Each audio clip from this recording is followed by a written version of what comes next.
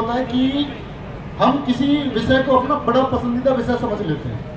किसी के लिए मैथ हो सकता है, किसी का अंग्रेजी हो सकता है, किसी का रीजनिंग हो सकता है, हिंदी, ऐसा होता है ना। हम कोई एक विषय को अपना एक पसंदीदा विषय मान लेते हैं और जिसको हम पसंदीदा समझते हैं उस पर हम वक्त भी ज़्यादा देते हैं। और एक स्टूडेंट की सबसे बड़ी गलती यही होती है कि जिस रेशियो में आपका एग्जाम आना है उस रेशियो में आपको घंटे भी देने होंगे। आप आइडियल एक स्टडी मान के चलिए 6 घंटे। भाई ड्रोन को बंद कर लो, इसको, ये ड्रोन वापस बुला लो, इसको रख लो अभी थोड़ी देर। यार एक बार बिहार की वीडियो थोड़ी से बीच में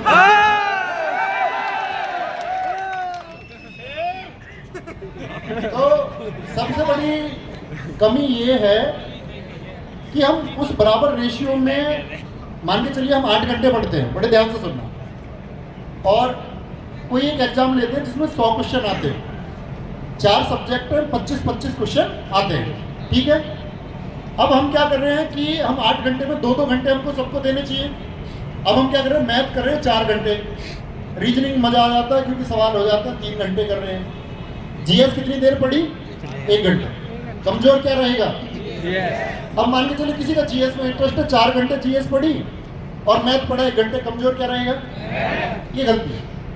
बराबर टाइम दो और जब लगे कि मेरा जो सब्जेक्ट है अब इसमें कमांड बन गई है, रीजनिंग के लिए अब 2 घंटे देने की जरूरत नहीं है क्योंकि रीजनिंग तो मेरी कमांड अब बन चुकी है, तो रीजनिंग को 1 घंटे कर दो। अब रीजनिंग का बचा हुआ 1 घंटा किसको देना है? जो सब्जेक्ट कमजोर है। हिंदी को या अंग्रेजी को आपको लगता है कि भाई मेरी कमांड बन चुकी है, तो जिस विषय पर आपकी कमांड बन जाए उस समय को उसे दे दो जिस पर आपकी कमांड नहीं। तैयारी का मूल नियम तो ये है। अगर आप करते रहेंगे ऐसे कि नहीं जी मुझे मजा आ रहा है गणित करने में और मजे के चक्कर में तुम्हें पता दुनिया बर्बाद है। जैसे अभी तुमने देखा, मतलब इस एज में रहता ही है एक्साइटमेंट कि लड़की कैसे बोली वहां से तो उठ के देख रहे हैं सारे। सर ने आके बोला माँ का फोटो याद कर लेना, सबकी आंखें नीचे और जिंदाबाद जिंदाबाद। मतलब ये चीजें क्षणिक है, मोमेंट्री है। आपको मैं बताऊं कि माँ, पिताजी, घर की हालत, स्थिति जिसको देखनी होती है ना भाई, वो बिगर किसी के कहे देखेगा। मेरे कहने से तुम अपने घर की स्थिति देखोगे, तुमसे बड़ा मूर्ख कौन है फिर? अगर मेरे कहने से तुम पढ़ने बैठोगे, कोई बोले कि मुझे तो आपका चेहरा देख के मोटिवेशन आता है और मुझे बहुत अलग लेवल का जुनून आता है, तो सबसे बड़ा मूर्ख है फिर। अगर किसी को देख के तुम्हें लगता है कि मुझे मोटिवेशन आ रहा है, जुनून आ रहा है, मतलब तुमने आपसे पहले आइडेंटिफाई नहीं किया। 20 वर्ष गुजर गए, 22 गुजर गए, 24 गुजर गए, 26 गुजर गए, क्या सीखने के लिए अब तक जीवन में कुछ आया ही नहीं था? सच में आया होगा। इसका मतलब क्या है कि हम एक क्षणिक बहकावा करते हैं। क्षणिक बहकावा कैसा कि मुझे तो तुम्हें देख के ही पढ़ने को मन करता है, मैं तो रातों को जागता हूं, मैं तो अपनी मां की मुस्कुराहट के लिए पढ़ रहा हूं। ठीक है, लेकिन क्या सच में उस दिखावे की जरूरत है? तो भाई सबसे पहले तो दिखावा करना बंद करना होगा। और जो लड़के पढ़ाई के टाइम पर कि जी मुझको फॉलो बैक कर दो, मेरे साथ कॉलैब कर लो, फोटो खींच के भेजूंगा उसको, उससे बोलूंगा नवीन सर से मेरी रोज बात होती है, मेरे बड़े करीबी हैं, तो ये सब चीजों से बचना होगा। अगर जिंदगी की कहते हैं ना कि रियल चीज आपको बनानी है तो रील से तो बचना होगा। तुम कहोगे कि तुम क्यों बना रहे हो? क्योंकि भाई मेरी नजर में शायद हम उस एक लेवल पे पहुंच चुके कि जहां शायद चीजें आरामदायक है। ऐसा नहीं कि करने को आगे नहीं है, कुछ करने को बहुत कुछ है। अभी आपका कहीं जाने का ड्रीम होगा तो हमारा भी कहीं पहुंचने का ड्रीम होगा, तो सबका होगा। अच्छा, दूसरी चीज क्या है? अब बात करते हैं कि भाई सभी लोग जानते होंगे इस बात को, हल्दी घाटी क्या है, राजस्थान क्या है, ये बताने की जरूरत शायद किसी को है नहीं। और जब हम कभी बताएं तो मैं ये कहता हूं कि किसी ना किसी का बलिदान छूट भी जाता है। हम किसी एक का नाम लेकर के और किसी एक का नाम लेकर के उसको छोटा नहीं कर सकते। इस देश में, इस राज्य में, इस प्रदेश में हजारों लोगों ने बलिदान दिए हैं, इस पूरे देश में दिए हैं। उन सबके बलिदानों की बात यह थी कि हम सीखते क्या हैं। हम लोग यहाँ राजस्थान में जिक्र कर रहे हैं कि महान महाराणा प्रताप जी का बलिदान क्या है, सब जानते हैं। तो सीखने की जरूरत है। सीखने की जरूरत यह है कि आपको कभी भी अभाव, आपको कभी भी विपरीत परिस्थिति के आगे घुटने नहीं टेकने। ये महाराणा प्रताप जी ने आपको सिखाया। चर्चित क्यों है या हमारे दिलों में क्यों बसते हैं? क्योंकि विषम परिस्थितियों में भी घुटने नहीं टेकते। आप में से बहुत सारे लोग हैं कि मेरा सिलेक्शन नहीं हुआ, अभी पीछे भाई ने बोला 0.15 से रह गया जी, मैं 0.25 से रह गया। ऐसा भी हो सकता है कि आप शायद गवर्नमेंट जॉब के लिए सेलेक्ट हो ही ना पाओ। संभव है ना?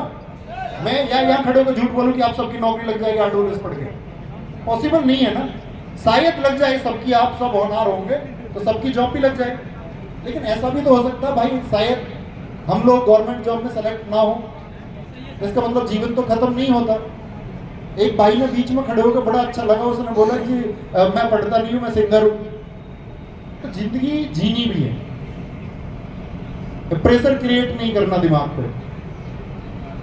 तो जिसे कोई भी स्थिति है, आप लोग अपनी मेहनत पे ध्यान दो कि भाई मुझे मेहनत करनी है, मैंने ये डिजाइन किया है, ये एग्जाम है, इसका सिलेबस ये है, मेरी चीजें क्या सच में तैयार करने के लिए मैं वो वक्त देता हूं जो देना जरूरी है। सच बताना, जब आप लोग रात को आराम की स्थिति में पहुंचते होंगे, और सच ही बताना मतलब खुद को ग्रेट बनाने की कोशिश नहीं करना।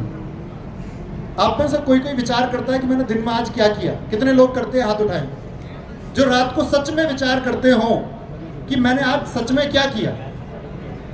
अब ऐसा तो नहीं 100% सच लोग हाथ उठा रहे हो, मतलब कुछ लोगों ने हाथ उठाए।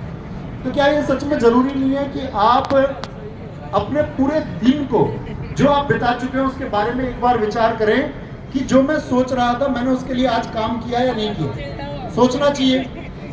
और मेरे दोस्त, जिस दिन सोच करके तुमको ये बेटर फीलिंग आएगी कि हाँ सच में मुझे गवर्नमेंट जॉब में सेलेक्ट होना था और उसके लिए मैंने आज का दिन उसी तैयारी में बिताया है, ये फील आने लगेगा तो आप तैयार हैं। कल आलोक राठी एक साथी का मैसेज आया और मेरी बात हुई उससे पिछली बार दिल्ली पुलिस के रिजल्ट में फेल होने के बाद में। उसने बोला जी तुम तो ये कह रहे थे कि सब कुछ कर लिया तो सिलेक्शन हो जाएगा। मैंने कहा भाई सिलेक्शन के लिए मैंने कभी नहीं बोला। आप लोगों ने मेरी क्लासेस देखी होंगी, मैंने कभी ये वादा नहीं किया कि भाई मेरी जीएस पढ़ लोगे तो इतना स्कोर कर दोगे। मैंने ये कहा है हमेशा कि आप यहां से पढ़ते हैं और अगर पूरी तरह से उसको तैयार करते हैं, मैं वादा करता हूं दुनिया में कोई आपकी टक्कर नहीं ले सकता।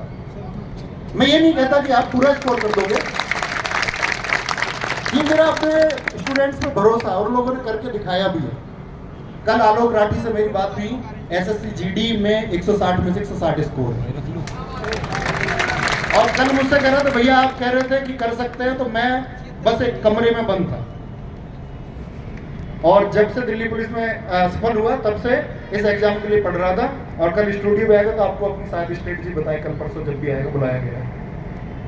तो छत पे जैसे उसने बोला कि मैंने खुद को कमरे में अकेला कर लिया। अकेले का मतलब क्या है कि आप जो करना चाहते हो उस लाइफ को जीते भी हो या नहीं जीते सर। क्या सच में तुम कैपेबल हो वो नौकरी लेने के? हम कह रहे हैं कि हम अपने मुस्कुराते पिता या मुस्कुराती माँ के चेहरे के लिए सफल होना चाहते हैं। तुमको दुनिया के, अगर मैं बात करूं मुस्कुराती माँ और हमको अपने मुस्कुराते पिता का चेहरा देखना, तो किसी की बेटी जो है या हमारी जो बहन है उसका भी सम्मान बनता है कि नहीं बनता? ये झांकने का क्या मतलब होता है? लड़की बोल रही है झांकते हो, तो खुद को भाई बेहतर बनाना है। एक सिपाही, इंस्पेक्टर, आईएएस, पीसीएस, उद्योगपति, नेता बनने से कुछ नहीं होगा। इस देश में नेताओं ने खुदकुशी की है, सफल आईएएस आईपीएस लोगों ने, सफल उद्यमियों ने। तो इसका कोई अर्थ नहीं है। अगर खुद को बेहतर नहीं बना पा रहे हो ना, तो फिर उस सफलता का कोई अर्थ नहीं। तो वो पोटेंशियल तुम्हारे अंदर होना चाहिए। मेरी गर्दन नहीं घूमेगी मतलब नहीं घूमेगी।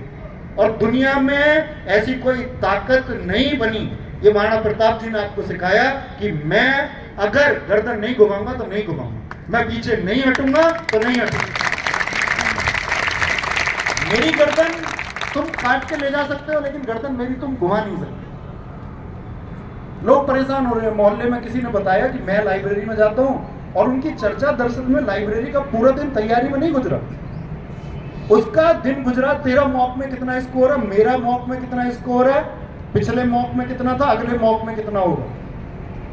तो दूसरे के स्कोर से नहीं डरना, दूसरे को अपने साथ बढ़ाओ। अगर तुम्हारे अंदर ताकत है ना, उसको भी तैयारी